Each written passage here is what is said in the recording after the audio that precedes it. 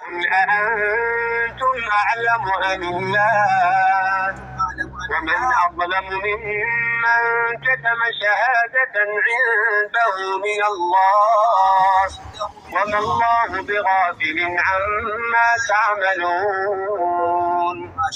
تلك أمة قد خلت لها ما كسبت ولكم ما كسبتم ولا تسألون عما كانوا يعملون.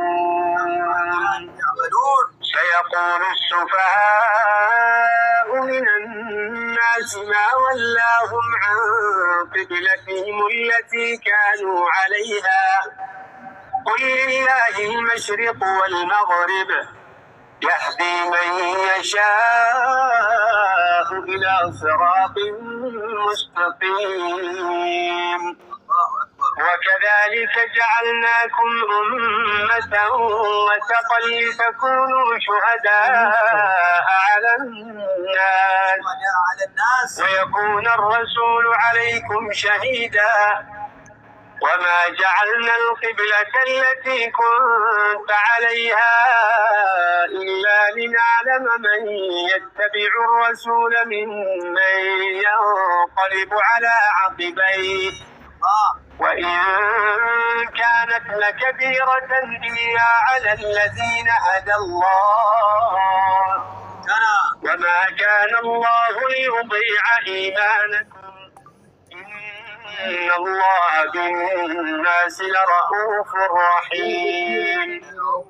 قد نرى تقلب وجهك في السماء فلنولينك قبلة ترضاها فول وجهك شطر المسجد الحرام وحيث ما كنتم فولوا وجوهكم شطره وإن الذين أوتوا الكتاب ليعلمون أنه الحق من ربهم وما الله بغافل عما يعملون.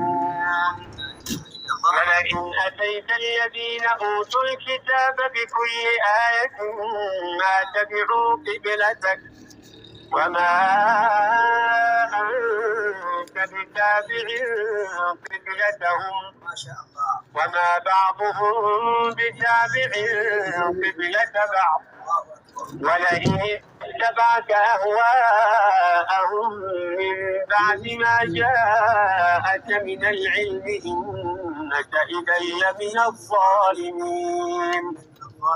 الذين آتيناهم الكتاب يعرفونه كما يعرفون أبناءهم وإن فريقا منهم ليكتمون الحق وهم يعلمون. الحق من ربك فلا تكونن من الممترين. ولكل وجهة هو موليها فاستبقوا الخيرات أينما تكونوا يأتي بكم الله جميعا إن الله على كل شيء قدير.